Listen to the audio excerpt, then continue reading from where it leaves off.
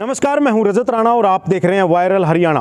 दोस्तों, एक बड़ा मामला आजकल काफ़ी चर्चा में है, जस हत्याकांड मामला। और जस हत्याकांड मामले को लेकर न केवल करनाल की, न केवल जो कमालपुर गांव के लोग हैं उनकी, बल्कि पूरे हरियाणा की, पूरे देश के लोगों की भावनाएं इस मामले के साथ जुड़ी हुई हैं। हर कोई ये मांग करते हुए दिखाई दे रहा है कि भाई जो भी हत्यारे हैं उनको सख्त से सख्त सज़ा होनी चाहिए, फांसी की सज़ा उन्हें होनी चाहिए। अब तो कैंडल मार्च तक निकाले जा रहे हैं कि जस को इंसाफ मिलना चाहिए। अब जो मामला निकल कर आ रहा है, पहले कहा जा रहा था एक बाबा ने जो किडनैप किया है जस का, उसके बाद ताऊ ताई का नाम आया। तो अब जो पुलिस द्वारा जो गिरफ्तारी की गई है वो है जस की चाची की। और ये खुलासा भी कर दिया गया है कि जस की चाची ने ही मोबाइल की तार के साथ जो वायर है उसके साथ गला घोंटकर जस की हत्या की है। इस प्रकार से हालांकि जो लोग हैं वो ये चीज़ मानने को तैयार नहीं हैं। लोगों का आरोप ये है कि कड़ी कहीं भी जो है मिलती हुई दिखाई नहीं दे रही है, क्योंकि 6 से 7 दिन लगातार ताऊ ताई को कस्टडी में रखा जाता है। और यहाँ पर इन सब तमाम बातों पर चर्चा करने के लिए वरिष्ठ अधिवक्ता राजीव जी हमारे साथ हैं। सर, क्या कुछ कहना चाहेंगे? जो ये पूरा मामला है, आप भी बारीकी से ये सारी चीज़ें देख रहे हैं, क्या आप कहना चाहेंगे जो अब मामला सामने आया है? देखिए, ये जो मामला है ये बहुत संगीन मामला है। एक छोटे से 4 साल के बच्चे की हत्या कर दी गई। लेकिन अभी लोग जो हैं, जो ऐसे आपने बताया कि कैंडल मार्च कर रहे हैं, या लोगों की भावनाएं इस तरह की हैं कि इनके हत्यारों को फांसी की सज़ा दो। सबसे पहले मैं आपको ये बताना चाहूँगा कि इस टाइम पुलिस के ऊपर भी ये एक दबाव रहता है कि निर्दोष आदमी कोई ना फंसे, दोषी को ढूंढें। और यही हमारी इन्वेस्टिगेशन एजेंसी का काम होता है। अब इन्वेस्टिगेशन एजेंसी प्राइमा फेसी क्या देखती है, क्या इन्वेस्टिगेशन में क्या अपने प्रूफ लेके आएगी, वो सब पता लगेगा कि उसके बाद ही किसी को आरोपी बनाया जाएगा, हत्यारा। वो पहले उसको कोर्ट जो है कन्विक्शन करेगी और बाद में सज़ा का बात आती है और बाद में सज़ा देगी, वो कोर्ट का काम है। सर, पहले कहा जा रहा था कि बाबा द्वारा किडनैप किया गया है, फिर ताऊ ताई को हिरासत में लिया गया, उसके परिवार को हिरासत में लिया गया। इस बारे में आप क्या कहना चाहते हैं? इतने दिन हिरासत में रखने के बावजूद भी अभी भी हालांकि वो हिरासत में हैं, लेकिन कोई वो नहीं हुआ, खुलासा नहीं हुआ। देखो, मैं आपको ना कुछ ऐसे फैक्ट्स जो हमें पता लगे हैं उन्हीं के अनुसार मैं कुछ बताना चाहूँगा कि जैसे लड़के का चाचा है विकास उर्फ लवली, जो इस पूरे घटनाक्रम को, या यूँ कहिए कि इस एफआईआर का कंप्लेनेंट भी है। एक एफआईआर दर्ज होती है 255 नंबर एफआईआर थाना इंदरी में, अंडर सेक्शन 365 किडनैपिंग की। एक आरोप लगाया गया परिवार वालों की तरफ से कि बच्चा किडनैप हो गया और बच्चे को किडनैप एक किसी बाबा ने कर लिया। जबकि पोस्टमार्टम रिपोर्ट में ये पता लग रहा था कि जब पोस्टमार्टम हुआ कि 24 घंटे में ही बच्चे को डेड कर दिया गया था। जो कि अंजलि ने भी ये कबूल किया है कि बच्चा जो है 11 साढ़े 11 बजे, जैसा कि जो सीआईए इंचार्ज हैं उन्होंने एक इंटरव्यू में बताया कि बच्चा उनके घर खेलने आया और वो उसके मोबाइल से खेल रहा था और मोबाइल के चार्जर की जो लीड होती है उससे बच्चे का गला घोंट के उसको मारा गया है। तो उस परिवार को तो मेरे हिसाब से पहले से ही पता था कि बच्चा को मारा जा चुका है। उसके बाद उन्होंने इन्फॉर्मेशन दी है पुलिस को और ये एक स्टोरी बनाई गई कि कोई बाबा ले गया, और ताकि पुलिस का ध्यान भटकता रहे और तब तक ये उस मतलब बॉडी को इधर उधर कर सकते थे। सर, अफवाह जो फैलाई गई है, कुछ पता निकल के आया है कि किसने अफवाह फैलाई थी? नहीं, ये तो नहीं पता लग के आया कि क्या अफवाह फैलाई गई थी। भाई, अफवाह तो ये फैला रहे थे कि इसमें कोई तांत्रिक मामला हो सकता है। लेकिन जैसे कि पुलिस, अभी थोड़ी देर पहले भी पता लगा कि एसपी साहब ने बताया है कि जो मेडिकल है बच्चे का, जो पोस्टमार्टम हुआ था वो बोर्ड द्वारा हुआ था और उसकी वीडियोग्राफी है। तो उसमें कोई ऐसा सिम्टम नज़र नहीं आया कि जो उसकी तांत्रिक विद्या से इसको जोड़ा जाए। लेकिन सर, एक और चीज़ जो निकल के आ रही है, अब कहा ये जा रहा है कि जो अंजलि है उसने हत्या करके शव को राजेश के घर की छत पे डाल दिया।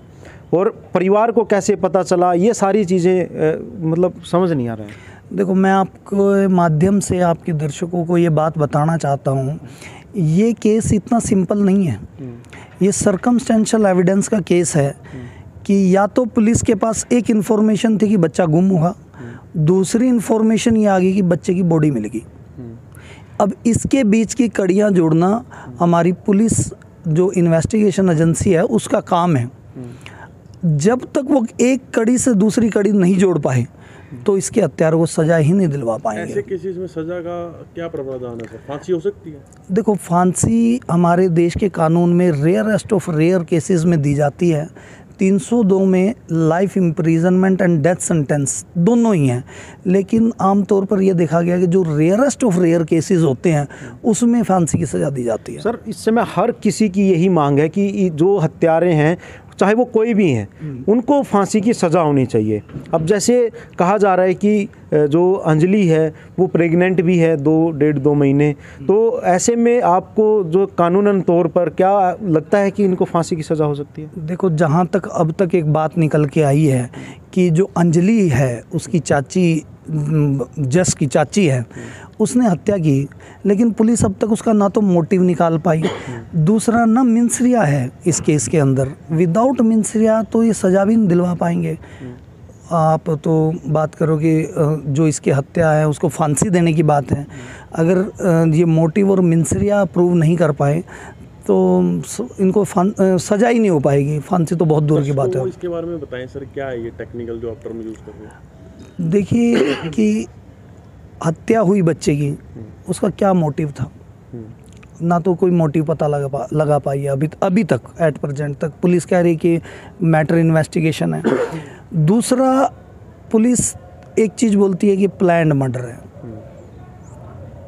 लेकिन जो पुलिस अपने रिमांड पेपर लेके आई है या दो बयान दे रही है उसमें ऐसा लगता ही नहीं कि ये प्लान्ड मर्डर है। ऐसे लगता है कि वो जैसे उसकी चाची को अचानक से गुस्सा आया और उसने अचानक से मर्डर कर दिया। इंसिडेंट इस तरह का दिखाया ही नहीं दे रहा। कहा तो ये भी जा रहा है उसकी चाची थोड़ी मेंटली डिस्टर्ब रहती है। हाँ, ये सुनने में आया है कि उसकी चाची जो है मेंटल डिस्टर्ब है और शायद उसके पास ऑलरेडी जो है मेंटल इलनेस का सर्टिफिकेट भी है। आरोप लगा रहे थे, कल सभी आए हुए थे कि राजेश और उसके परिवार को बचाने का प्रयास किया जा रहा है। देखो, ये बहुत बड़ी जिम्मेवारी है हमारी पुलिस एजेंसी पर कि किसी भी निर्दोष आदमी को ना फंसाया जाए, क्योंकि इसमें ना दो तरह का नुकसान होगा। जो भी हत्यारा होगा, जो भी एक्यूज्ड बनेगा इसमें, एक तो वो हमारी जो लॉ सिस्टम है उससे तो वो सज़ा पाएगा ही पाएगा। सेकंड, उसका सोशली बहुत बड़ा नुकसान हो जाएगा। लोगों की भावनाएं ऐसी हैं, लोगों की भावनाएं मतलब बिना सोचे समझे लोग जो है इसमें ऐसा स्टेप उठा लेते हैं। पहले भी राजेश के परिवार के खिलाफ कुछ ऐसे स्टेप उठाए हैं इन्होंने, गांव की पंचायत ने, जिससे कि ये उनका बहिष्कार कर दिया। तो मैं तो कहता हूँ पुलिस एजेंसी थोड़ा सा ध्यान से ये काम करे, कोई भी ऐसा काम ना करे कि कोई निर्दोष आदमी फंस जाए। सर, एक और चीज़ है कि जो राजेश, पुलिस ने जो बयान दिया है कि राजेश की जो वाइफ है और उसकी मदर है, उसकी इन्वॉल्वमेंट है कि उन्होंने डेड बॉडी को अपनी छत से दूसरी छत पे रख दिया, तो इसमें उन्हें क्या सज़ा मिल सकती है? देखो, अभी ये तो इन्वेस्टिगेशन का मैटर है, ये पता लगेगा। इसमें कई चीज़ें हैं। एक आप एक ह्यूमन बीइंग एक चीज़ समझो कि पुलिस, जो मीडिया के माध्यम से पता लगा कि पुलिस ने गांव के अंदर ही अपनी एक छावनी में बदल दिया था गांव को। सारी रात पुलिस वहाँ थी।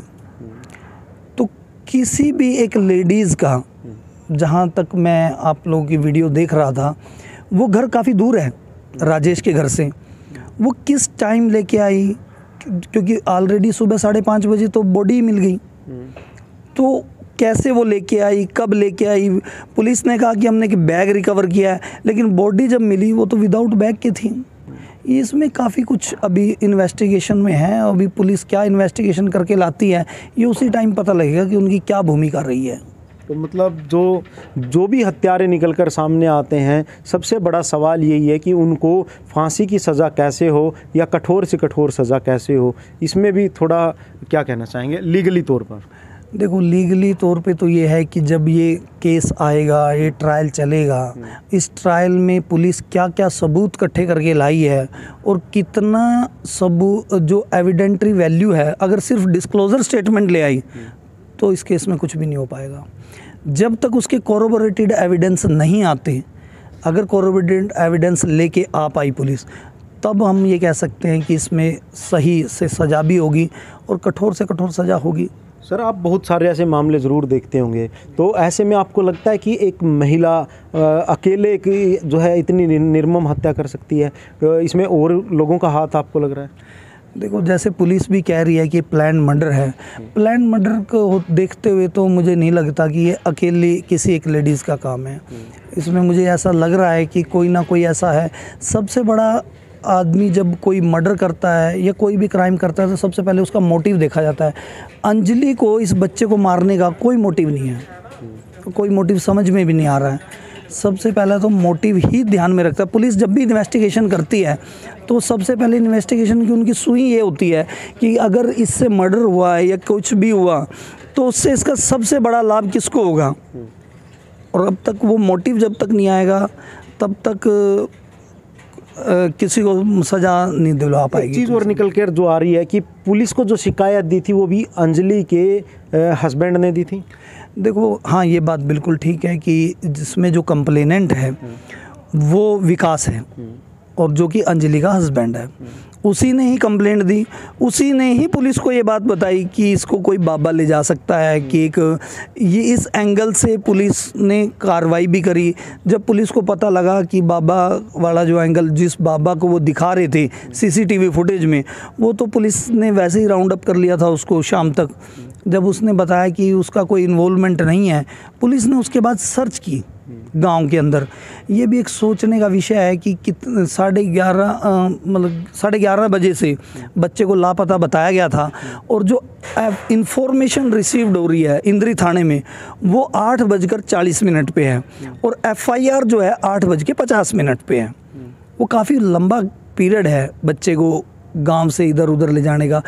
और ये भी एक इनपुट अगर पुलिस के पास ज़रूर होगी कि बच्चा गांव में है, तभी उन्होंने हर घर की तलाशी शुरू की थी।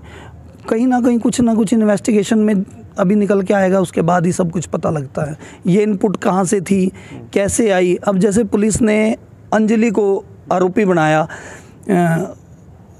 जो राजेश की मिसेज है उसके कहने पे कि उसने ये बात बोली कि जाके आप देख लो, आपकी छत पे शायद कुछ कोई ना रख गया हो। तो कहीं ना कहीं ये भी एक सुई तो है ऐसी कि जिससे पुलिस उस पर शक कर सकती थी और उसमें की पूछताछ में उसने कबूल कर लिया। लेकिन एक और बात है कि जब CIA का टॉर्चर होता है तो बहुत बड़े से बड़ा जो क्रिमिनल है, हार्डकोर क्रिमिनल है, वो ना किया हुआ जुर्म भी कबूल कर लेता है। तो बिल्कुल आप देख सकते हैं कि वरिष्ठ अधिवक्ता राजीव जो हमारे साथ थे और इनका साफ तौर से कहना है कि जो ये चीज़ें हुई हैं उसको लेकर जो टेक्निकल चीज़ें हैं, जो कानूनी तौर पर जो चीज़ें हो सकती हैं वो यहाँ पर बताया गया है। दोस्तों, इसमें काफ़ी पेंच अभी भी निकल कर ज़रूर आ सकता है क्योंकि सभी ये बात बोल रहे हैं कि अकेले एक महिला इतना बड़ा कदम कैसे उठा सकती है। तो ऐसे में आप सभी से मैं अपील करूँगा कि इस खबर को ज़्यादा से ज़्यादा शेयर ज़रूर करें। और ये चीज़ें निकल कर आ रही हैं, हालांकि पुलिस ने बोल दिया है कि चाची ने, जो जस की चाची है, उसने हत्या की है, लेकिन अभी भी जांच चल रही है। राजेश की फैमिली अभी भी पुलिस कस्टडी में है, पुलिस उनसे अभी भी जो है जांच कर रही है, बातचीत कर रही है। और इसमें कौन कौन इसमें निकल कर आता है ये अभी जांच का विषय ज़रूर है। आप सभी से अपील करूंगा इस खबर को साथ के साथ शेयर ज़रूर करें और कमेंट कर अपनी राय भी ज़रूर दें।